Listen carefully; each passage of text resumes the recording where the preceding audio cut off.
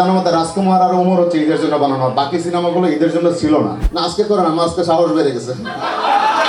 আমার কপালটা খারাপ হচ্ছে, আমি নাটক বানাইতাম আগে। মানে সাকিব ভাইয়ের সিনেমা আছে বলে অন্যরা সিনেমা বানাবে না। দুজন মানুষকে আমি উৎসর্গ করছি সিনেমায়। হুমায়ুন আহমেদ আমার অনেক প্রিয় একজন রাইটার। সাকিব ভাইয়ের সিনেমা সাকিব ভাইয়ের ব্যক্তি নামের উপরে অনেকগুলো হল পাবে, আর আমি যদি কন্টেন্ট দিয়ে পাইতে পারি সেটা আমার ক্রেডিট। আমার বিশ্বাস সিনেমাটা দেখা শুরু করলে শেষ পর্যন্ত সিটে বসে থাকতে হবে, এটুকু আমি গ্যারান্টি দিতে পারি আপনাদেরকে। কারণ আমরা এই সিনেমাটা 6 মান্থ স্ক্রিপ্ট করছি, 2 মাস রিহার্সাল করছি, 2 মাস সবাই টাইম দিছে আমাকে।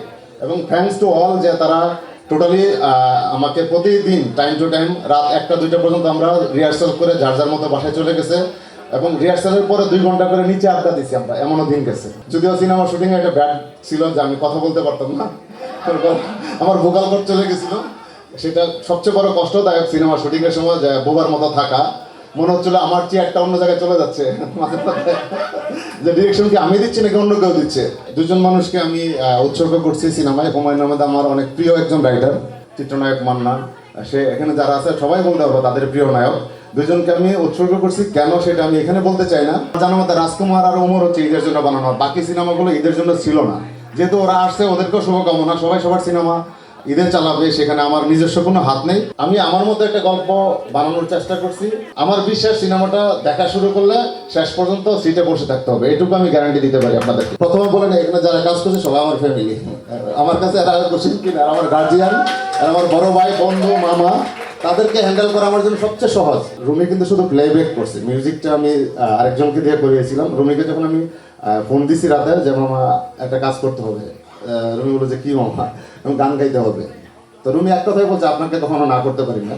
রুমির মা আমাকে খুব পছন্দ করে, যে আমার ভাই যেহেতু বলছে তুই না করিস না। ও প্রথমে ওকে একটা রাফ একটা মিউজিক পাঠাইছিলাম, ওটার উপরে ও মিউজিক করতে করতে এই গানটা আসলে রুমিরও ক্রেডিট আছে, ও গাইতে গাইতে গানটাকে চেঞ্জ করে এই জায়গায় নিয়ে আসছে। না আজকে করেন, আমার আজকে সাহস বেড়ে গেছে।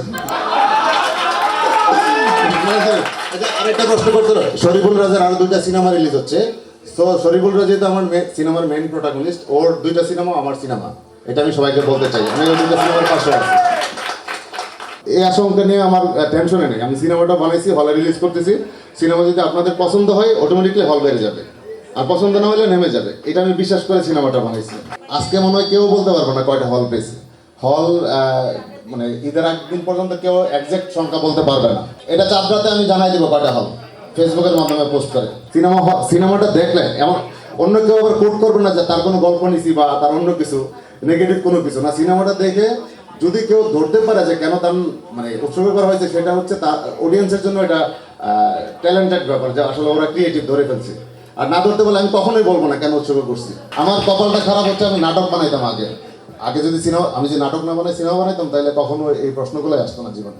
সবাই তো বলেই দেয় যে আমি আইটেম সঙ্গে নিচ্ছি বা 3টা সিকোয়েন্সে নিচ্ছি, আমি বললাম না, না হয় একটু একটু চালাকি করলাম আর কি দিব। সাকিব ভাই তো আমার বড় ভাই নাম্বার 1। আর বাংলাদেশে ধরো এই যে জামাটা পড়ছি আমি, এরকম দামি কোম্পানির জামা আছে বলে কম দামি কোম্পানি বানাবে না। মানে সাকিব ভাইয়ের সিনেমা আছে বলে অন্যরা সিনেমা বানাবে না। সাকিব ভাইয়ের সিনেমা সাকিব ভাইয়ের ব্যক্তি নামের উপরে অনেকগুলো হল পাবে, আর আমি যদি কন্টেন্ট দিয়ে পাইতে পারি সেটা আমার ক্রেডিট। বা তার কোনো গল্প থেকে কোনো গল্প বানানো হয় বা তার বায়োগ্রাফি বানানো হয়, তার নামের কিছু হয়, আমি এই টাইপের কিছু করিনি। আমি তাকে জাস্ট রেসপেক্ট দিছি, সেটা হুমায়ুন আহমেদ বা মান্না ভাইকে। আমার এই সিনেমায় ছোট্ট একটা মেসেজ আছে। বাংলাদেশের প্রতিটা কমার্শিয়াল সিনেমায় একটা মেসেজ থাকে, কমন মেসেজ।